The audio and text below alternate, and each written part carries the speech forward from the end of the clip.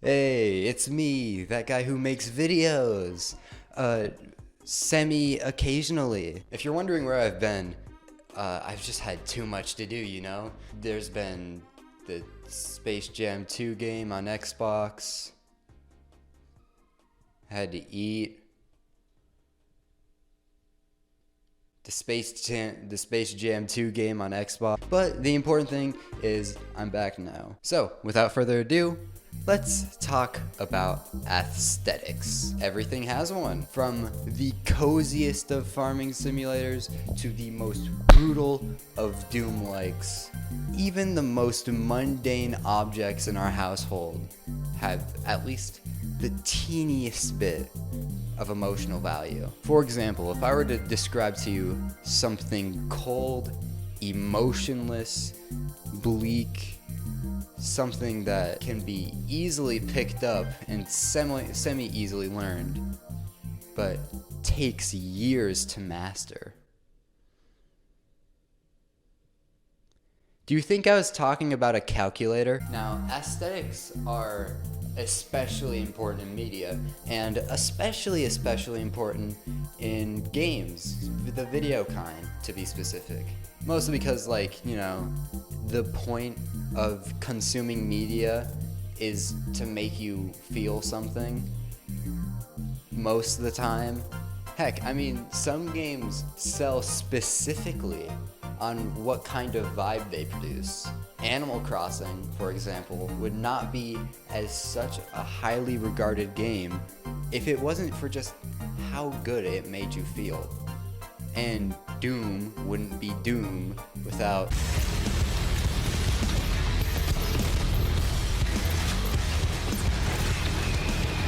The thing is, though, most of the time in media, the vibe is mostly consistent with the setting or the plot or the gameplay of whatever you're playing.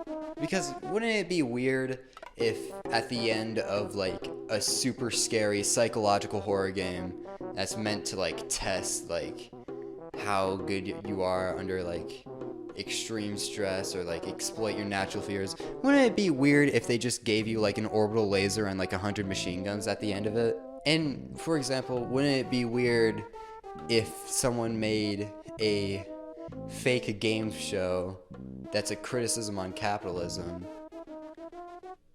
and then they make the fake game show into a real thing with a cash prize? Netflix? Yeah, it would be whack. But it's not to say that that necessarily can't work, though. In fact, I believe that sometimes you can use a clashing tone or a vibe that has friction with story, gameplay, setting, or otherwise to make a piece of media transcendent, even. So today, we're gonna be walking over 3 games. One game that has a vibe that's clashing with its story and its setting. One game that uses its vibe to clash with gameplay.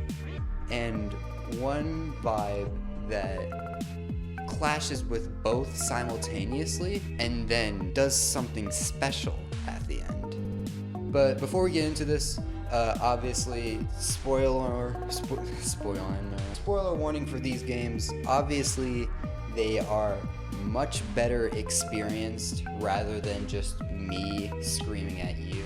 And there are a few points that maybe won't make sense unless you've played the game. So context is always important. And hey, while we're on the warning side of things, here are a few content warnings throughout the video. Most of them I think are tame, but like, you know, if you don't feel like you can deal with that right now, just go ahead and watch it another time, or don't watch it. Specifically for the flashing lights, I'll give a warning before that happens, so that you can just skip over that part instead of skipping over the entire video. But with that being said, I think we're good to go. So, without further ado, let's take a look at a game made by Kaizen Gameworks, where not everything is as it seems, And where love dies, all that remains are the facts.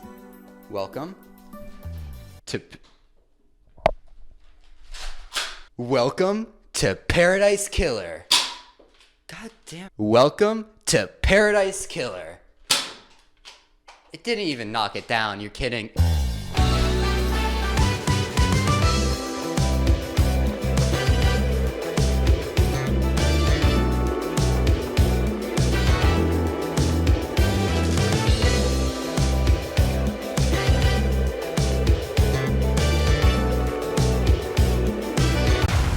Paradise Killer. I have never seen, played, heard, or even just observed something existent, much as I have Paradise Killer. It is in its own class of vibe. I'm sure you can see it from the gameplay that I'm just showing right now. It is stylish. The entire world is filled of rosy pink and strong architectural design that just screams vaporwave. The music is full of synthy jazz and kind of just pure essence of the soul, just like mashed into a ball that's just shoved straight into your earlobes, and it's so good.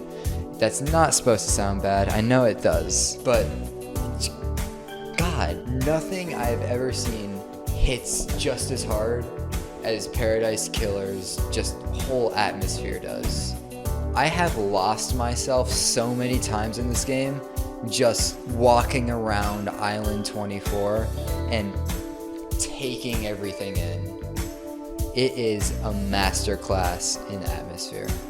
But start to peel back the layers a little bit, especially in the story, and you'll see that Paradise is not all that it's cracked out to be. You want an example? Well, for one, let's start with the main cast of suspects and the main people you talk to throughout the entire game, including yourself. Well, there's a lot of them, and they're all colorful and varied in their own way. You got a pop star, you got a doctor, you got a bartender, you got an architect, you got like a preacher guy, you got a taxi driver. So many, and they're all full of personality. But all of the characters, except for a few in the game, all of them have one thing in common.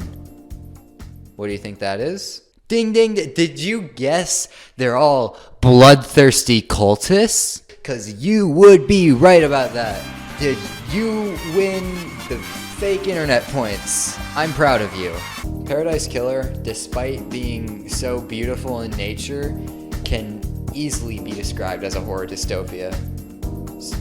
For example, there's a group called the Syndicate who worship bloodthirsty gods who demand blood sacrifices on the daily so that they can make a paradise island. These blood sacrifices are fulfilled by the majority of the working population just being abused and genocided for the upper echelon's benefit. It even comes down to eliminating entire worlds just to factory reset and start anew. There's a reason the island's called Island 24, and it's because it happened 24 separate times and will happen. It's mid-happening in the game. The only reason that you're not moved to Perfect 25 is that there's been a murder. One of the higher echelon council members, they got stabbed, and you need to be the one to find out who done it.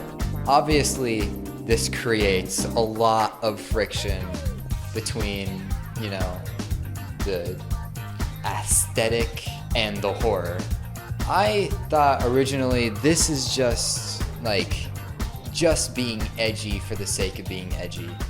Like how all adult animated shows are just unneedingly crass. Just like Paradise PD, Brickleberry, every Netflix show in existence ever. But the more I played the game, the more I got comfortable with this friction, and the more I started to realize after reflecting that this is all that vaporwave is about.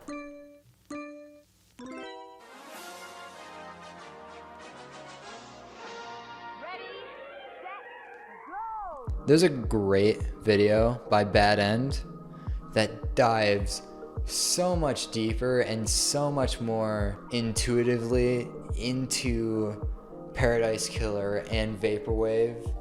I don't think I could do it justice here, so I'm going to link that in the description. But give it a watch. He probably does a lot better job of what I'm describing here. But vaporwave, if I can simplify it really, really shortly, is a subset of aesthetic, of synthy distorted instruments and samples of past songs, almost like liminal spaces, and 90s to 80s like pizzazz. It was once described as deregularization of regularization. It's taking something that means nothing and then distorting it so much that it eventually starts to mean something again. Vaporwave to me is a feeling of nostalgia for a place you've never been. It's this vivid screen in my mind giving me the best malls to visit that have dolphins rising out of the fountains. It's the greatest of VHS and nail polish, and the most fantastic of Windows 98 software. Listening to vaporwave though at times can be emotionally confusing, as a lot of the times it can feel like stealing this 90s enthusiasm and just taking it for ourselves, even though we know exactly where this enthusiasm led us this day. Yeah, actually, let's talk about that. Hey y'all, editing me here. I wanted to make a few little like side notes slash comments slash a little bit more elaboration on what I just said, because I kind of just said it, and I feel like I just need to explain more, and I'm too lazy to go back down there and recreate that shoot. So this is what you get instead. Hi. But what I mean by enthusiasm for the future, especially in the 1990s, is well, what we experience just in human nature, being excited for the future. A prime example of this excitement for the future is, funnily enough, Back to the Future Part 2. In Back to the Future Part 2, it takes place mostly in a futuristic world full of flying cars, hoverboards, and holograms. In fact, those are like the first three things we see once we enter the time frame. All stuff I can tell you we wish we had today. One thing you might have noticed though is I haven't told you when the movie takes place. Yeah, can you guess? 2015. I don't need to tell you that 2015 did not look like that. Let me just say it is easy for us to point and laugh back then. That like, you thought we would be this far in the future by 2015, but we're not. Loser, Mr. No Brain 90s man. But it's part of human nature and is still prevalent to this day. Like, even stuff in the 2000s has happened. For example, if we just look at movies, Edge of Tomorrow takes place in 2020. We were not dealing with big-ass aliens that ravaged the world in 2020. We were dealing with a global health crisis. One is objectively cooler than the other. Even if we ignore all the fi in the sci-fi, it still would have, like, it still would have been a big jump ahead if we had the type of planes, if we had the type of weapons, if we even just had those exosuits that they had. That would be huge in modern warfare. But guess what, we don't. Some other movies include Pacific Rim, which is a pretty big one. But I can more excuse that one because it's Pacific Rim is mainly just a really good excuse to see a big robot beat the crap out of a big lizard, which, I mean, I'm down for all the time. And Real Steel, which is a movie about robot fighting robot in boxing matches. And even though we do have BattleBots nowadays, it's definitely not at that scale. We even do this to this day. Like, for example, Cyberpunk 2047. I do not think normal 2077 is going to look like Cyberpunk 2077. To think that we might have, like, brain dances and all that cool future stuff, although it is huge dystopia moment, who knows and who can know, who can guess at this point. It's understandable for when it came out, but still. Just circling back to optimism in the 1990s, that's when, especially in culture, it was especially present, especially in the turn of the 21st century. We were getting ready for a new era of technology. And who can blame us for the optimism? Malls were taking place all over the world. The internet was just being founded in a dude's garage, and soon it seemed it would lead us to global communication. Actually, fact check me on the garage part. It's probably not true. Point is, it was easy to get excited for the 21st century back in the 1990s. The 21st century wasn't great. So, that being said, things weren't all they were cracked out to be in the 90s. And it can feel weird listening to that. It can be weird feeling that. Even the term vaporwave is a play on the term vaporware. A piece of software that is announced and promised to do great things, but is never released and is just lost to time, like a lost dream or an alternate universe Duke Nukem 3D.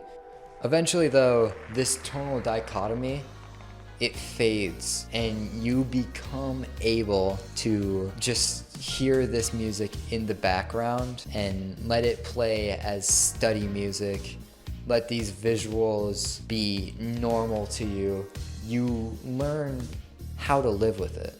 And that reflects greatly in Paradise Killer, as the countless genocides and wrongdoings of everything around you become more digestible throughout the entire investigation.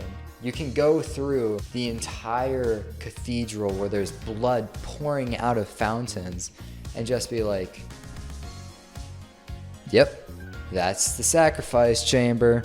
You become desensitized, lulled into this bloodthirsty society that, might I say, has victims. Like, for example, speaking of victims, let's talk about Henry Division. Henry Division is an outlier because, as opposed to the rest of the syndicate, Henry Division is a citizen, one of the countless bodies that would have been murdered in the resetting of the island, but was kept around as they believe that Henry did the murder. He's prime suspect number one for most of the cast. And I don't think this should be surprising, but later in the story, it is revealed more and more throughout that not only was it impossible for Henry Division to do the crime, but it becomes more and more obvious that he was set up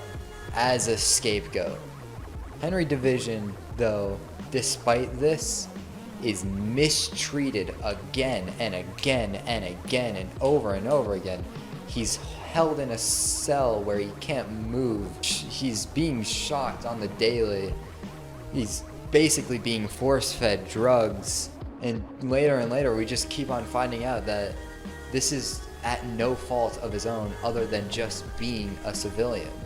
At the end of the game, if you go for what I believe are the right convictions, it is revealed that Henry Division was completely innocent of not only the murder, but for also what originally got him in jail. He was never meant to be held. The kicker is, though, none of that mattered because civilians aren't supposed to go to another island. You basically saved him for no reason at all. You can't even exile him for a mortal life in the Idlelands. You can just either mercy kill him, or you can let him witness the ending of his world. That's screwed up. Near the end of the game, you can have one final talk with Henry Division where he asks if you like what you see around you. And you actually have a choice to say, no, I don't. I don't like the countless genocides of the working class. I don't like the false screen held in front of the millions of wars and murders and just plain out abuse. And you can make a promise to Henry Division that you'll change that in the next island. The thing is, though, you never really can. Even if there was a set of convictions, a set of actions, a set of morally good choices that you could make in the game that would lead in the future to paradise becoming a paradise for everyone, you wouldn't know that. The game ends as soon as you solve the case. As soon as you leave the island, you don't know what happens. The most you see of Island 25 is two people talking at a bar all cryptic. And I don't have the time to figure out what that means. And you haven't played the game. So throughout the game, you just kind of have to live with it. And that's exactly what Vaporwave is to me. Just living with it.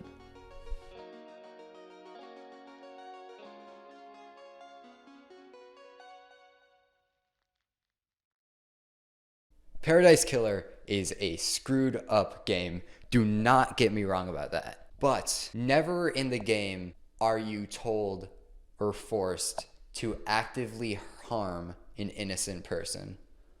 Only you are forced into a system that generally allows stuff like this to happen. Never in the game are you directly profiting off of someone else's harm. This is the opposite of the case in Strange Scaffold's horror tycoon game, Space Warlord Organ Trading Simulator.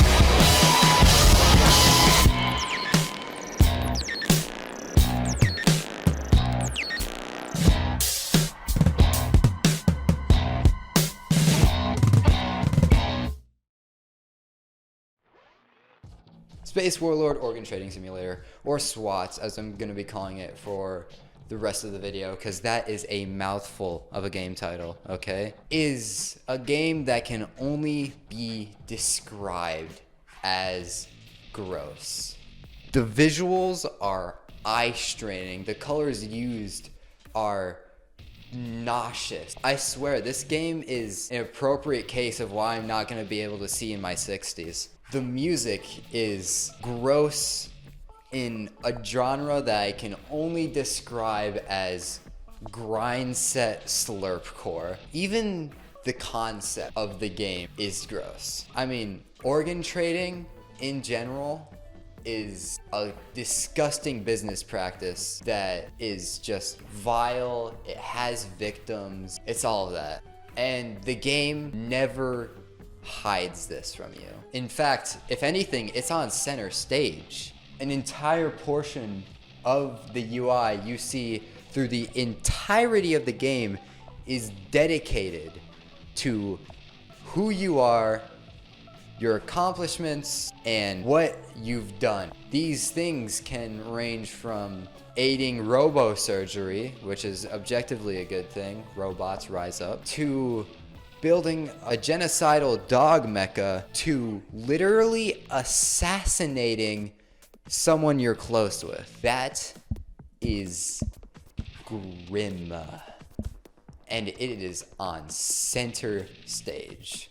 The thing is though, SWOTS, much like Paradise Killer, makes you comfortable with this.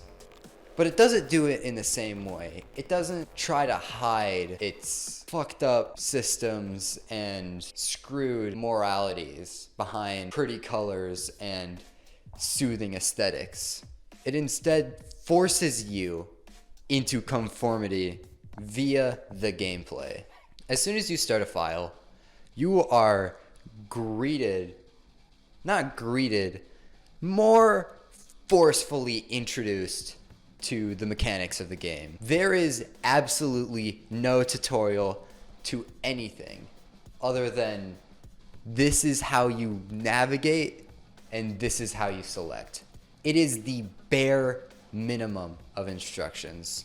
The only thing you really know off the bat is that you're an organ trader and there are organs to be traded. This confusion in the game is especially not helped by the sensory overload of everything else that's happening around you, but is definitely not helped as soon as you hit the big red trade button. In fact, everything gets boosted up to 200 as soon as you do that, because there are more menus to navigate alongside a 2-minute and 30-second timer that basically screams at you, hey, time to panic. In fact, everything about trade session is time to panic. Organs fly down a list of complex serial numbers and indistinguishable silhouettes. Each of these organs having their own statistics, values that need to be taken into account when dealing with requests. Requests which are usually a paragraph long that tell you almost an entire story of why this specific person needs this specific organ. This is not helped by the fact that requests can also be scams. In fact, scammers intentionally abuse the system to get free organs because deleting a request means you lose reputation, which will set you back. And let's not forget, you're not the only organ trader, okay? There is a plethora of different organ traders with different attitudes and different buy patterns, including ones that just buy organs to buy organs that also shop from the same supply that you do.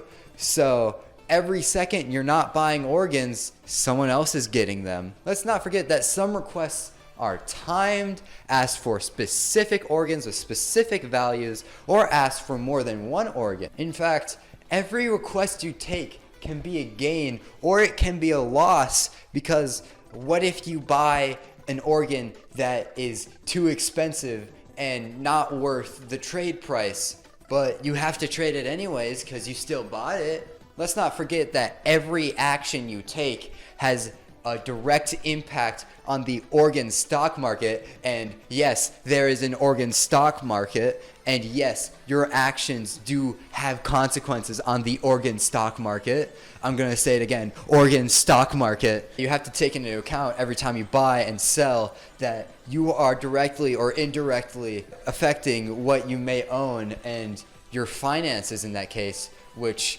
by the way, there are some pretty expensive organs that will have you taking risks just to get them to your requestee. You can be interrupted by text pop-ups that could mean anything. They could mean the stock market crashes. It could mean the entire market is filled with one specific organ. It can mean you have debt to pay. or that you're getting an influx of cash, or that someone has something they need from you. Even moral questions, like for example, you can hire this bounty hunter who collects organs for you, but newsflash, he's just killing people. That's all he's doing, he's killing people. And you have to decide, hey, are the organs worth it? He's selling to me first. So should I just keep on buying organs from him? Maybe not, maybe yes, maybe no. Is also not helped by the fact that the market is still going, that timer is still going down. You need to go fast, go hard, manage the requests, manage your organs. All that's really mattered is taking those requests and accepting them and fulfilling them, which you aren't doing right now. And you're letting the other stock market people, you're letting the other organ traders seize the market. You need to stop that. Okay? You need to go buy, sell, buy, buy.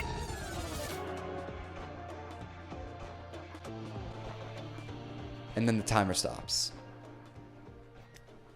And you're allowed to breathe.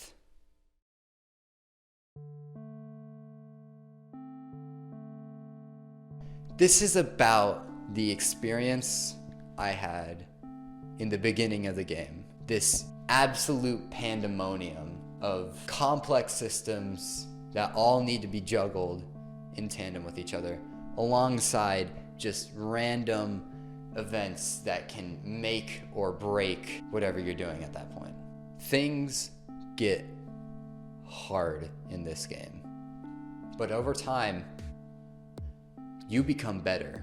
By day 15, you learn how to skim requests so that you can find exactly what organs they need at what condition in mere seconds. You know how to parse the scams from the not worth it to the absolutely worth it, take it now.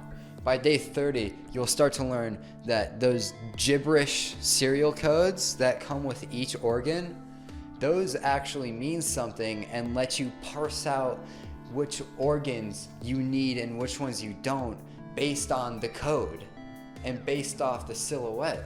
That in tandem allows you to become a faster dealer, which allows you to beat out the competition, which allows you to get more money, and at some point buy out the competition, making it so that you can own the meat market. You eventually become powerful, and I mean powerful. You skate through complex systems at ease. You become able to skim through requests that people give you because, you know, they need meat, and you're there to provide them with meat. You learn how to navigate organ barrages and stock market inflation and deflation to the point where you become almost masterful at controlling it. You become not only able to sustain yourself, but to gain a huge profit. Even your mentor, who raised you and is obviously bitter that you have such power, even when your mentor tries to actively destroy you, you can take power. You have power in your hands. You have the power, especially to get him assassinated and framed in your office, his pulsating meat just on a canvas. And then you realize again, your actions have consequences in this universe. That stock market you manipulated, well, I mean, other people invest in the stock market. That's how it gets rises and falls. You're profiting off of other people's loss there. You can skim through as many requests as you need, but that means you'll miss the times where you're giving to morally dubious or even sometimes just plain out disgusting people. But none of this really matters to you. In fact, there's one thing in the game that matters to you: making your money go up. And at some point, your money will only go up.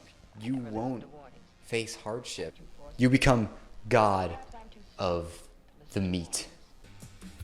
And this is foreshadowed in the very first cutscene. where your mentor tells you that the universe is your fleshy, little pulsating playground. Everyone else just lives on it.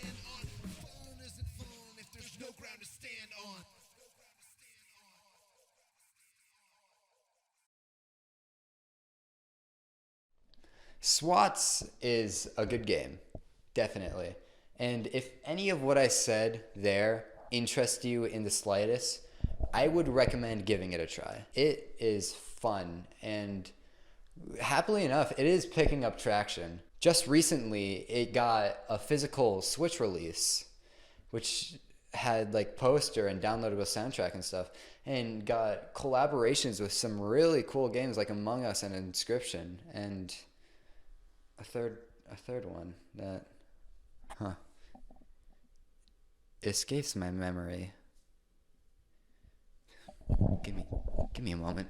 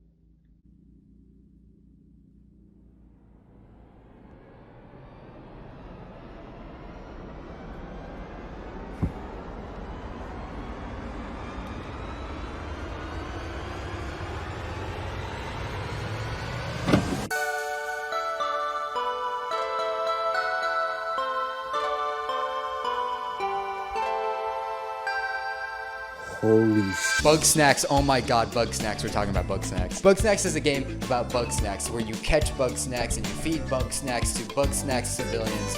It is fantastic and no one is gonna tell me anything else, okay? Seriously, everything about this game I love to pieces. The characters are fun and intriguing, yet all interesting and really like it hits you hard, really unexpectedly in some places. The Bugsnax designs are amazing. The gameplay is great.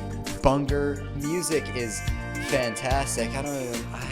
You're gonna get me started on the music now. Listen, I don't even need to say much about the music other than Caro motherfucking Bonito made this theme song to the game, and oh my god, it's so good.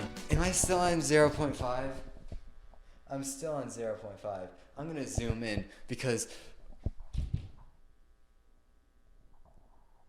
by the way, side note about Caro Bonito. I think the most happy I've been in a while is when I discovered that they do concerts and that they've done It's Bugsnax at multiple concerts. That just makes me so happy. Bugsnax also triumphs at being a capital COMFY comfy game. I still go back to the game even after completing the entirety of the main story, even after collecting every single Bugsnax, even after exploring every inch of every spot on Snacktooth Island. I still come back to the game just to exist in its atmosphere. It is so good, which is weird considering it's let me just say subversive moments. Okay, it seems like a weird jump from the Sesame Street game, but let's talk about body horror for a second. When the game starts, you crash land on a mysterious island and you meet a character named Filbo Fiddlepie. Best mayor. Filbo Fiddlepie is weak, though, at the moment. And this is when you're introduced to the main gameplay loop. It is capturing a Bugsnax and then feeding said Bugsnax to said Grumpus. But the first time you do it, it feels strange. It's hard to describe, but it is very, very unnerving. But the game never comments on this. In fact, much like Paradise Killer, it continues to have comfy themes and nice atmosphere and even chill gameplay just to kind of ignore the fact that whatever these Bugsnax are, they're probably not good. Over time in the game though, everything, and I mean everything about the game, makes you forget that. From the silly names that everyone has to the calming atmosphere that I've already ranted probably for 10 to 12 minutes. Maybe it's just Bunger in general. This keeps on happening throughout the entire game. In fact, there are only 3 characters on the island who oppose eating Bugsnax, and all of them have false reasons. One of them preaches that it's a toxin, even though they're still eating them. One person just loves Bugsnax too much to eat them. Basically the vegan of the group. And you, the player character, the only reason you're not eating Bugsnax too is 'cause you're allergic. A blessing in disguise. What makes Bugsnax different from the last 2 games is after getting you all comfortable in body horror, the great part about Bugsnax is that in the end, it doesn't ignore this, like Paradise Killer or SWOTS. In fact, it fucking slaps you in the face and calls you a moron. Although there are great moments of comfiness and bliss, it is not afraid to rip you straight out of that atmosphere. The biggest moment, tone change in the game, at least for me, is not the ending, surprisingly enough. It's not when everything around you comes crashing down. It is not the moment where you escape barely with your lives, learning about the parasites that you allowed into your body that take over you and destroy you. Instead, this moment happened in the DLC of the game. For context, you are sent to an island of Bugsnax with 2 great characters, 2 horrible characters who end up being great in the after all. And by the way, this DLC is another reason why you should play the game. Even if you know the ending, you should still play the game because character moments just hit so hard. This is off topic though. On the Isle of Bugsnax, there are fire puzzles all over the place that require you to use your tripwire to navigate fire through different torches. One of these is optional though, and hidden, and it leads to a key.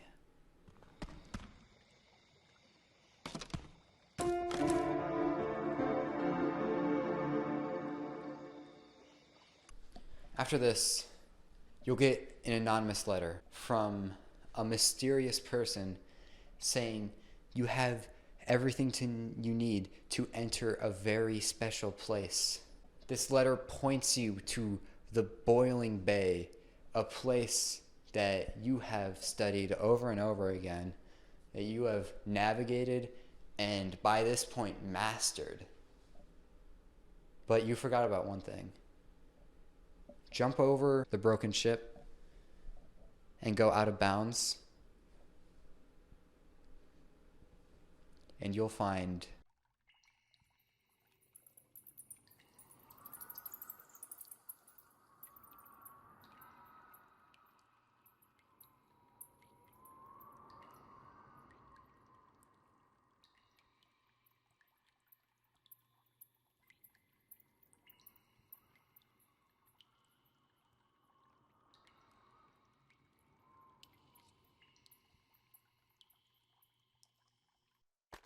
Everything about this place feels wrong. The cold, blue, mossy innards of the triplicate space entirely contradict the glowing outside, the comfortable, glowing, vibrant personality of the shell. The music is haunting, somber, but scary. The architecture in the triplicate space is alien. It is ancient, yet high-tech. The colors are cold and discomforting, yet intriguing. Everything about the triplicate space is so wrong that it just has to be right.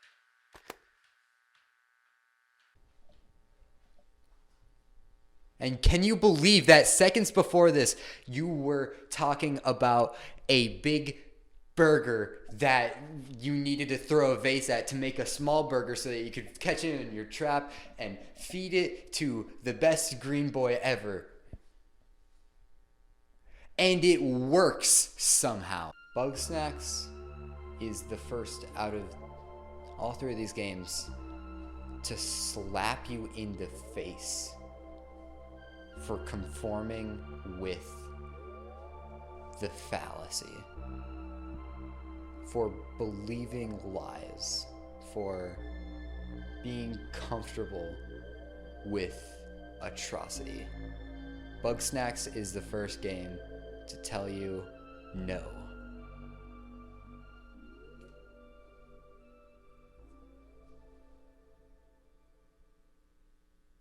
Kinda bug and kinda snack, gotta catch 'em in your trap. God, okay.